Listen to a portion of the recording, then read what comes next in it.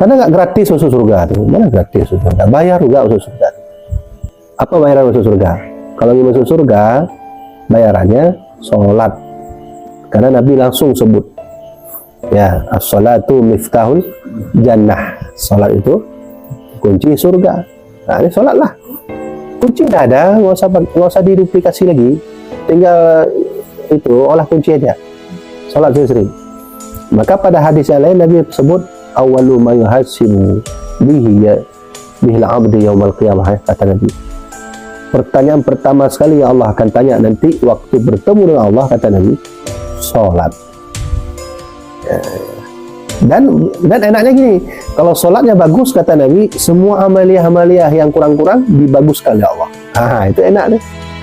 Tapi kata Nabi, kalau sholatnya nggak baik, kata Rasulullah, semuanya nggak baik.